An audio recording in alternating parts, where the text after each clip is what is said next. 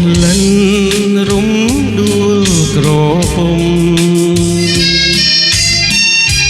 ធ្វើឲ្យខ្ញុំក្រៀមក្រំអាឡ័យ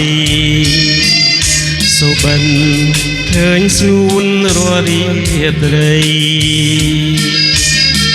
ឆ្លងឆ្លើយសំដីក្នុងន័យស្នេហាអោក្លិនក្រពុំដួងចិត្តតើអាណិតទេឬយ៉ាងណាប្រាប់មកកុំឲ្យបងខ្លោចសាថាចិត្តមេត្តាបងវិញឬទេបងជាបាំងសាអាភពថាហើយជ្រៀងប្រាប់ពីចិនស្នេហ៍ទួងខំបំភ្លេចក៏មិនភ្លេចដែរជាគូបបេឬយ៉ាងណា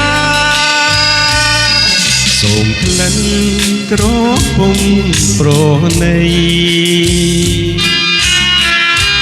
ប្រាប់មកស្រីសងបងសងការបើអូនអាណិតសូមវិចា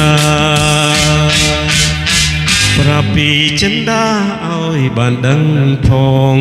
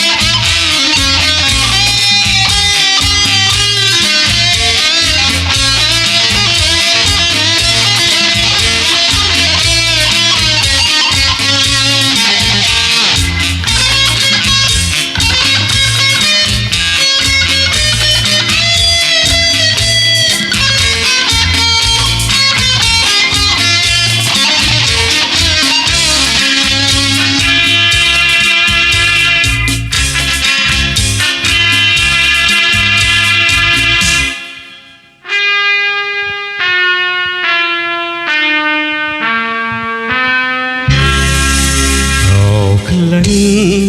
រំដួលក្រពុំធ្វើឲ្យខ្ញុំក្រៀមក្រំអាឡ័យ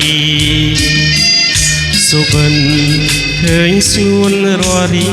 ត្រីឆ្លងឆ្លើយសំដីក្នុងន័យស្នេហាអោក្លិនក្រពុំដួងចិត្តតើអាណិតទេឬយ៉ាងណាប្រាប់មកកុំឲ្យបងខ្លោចសា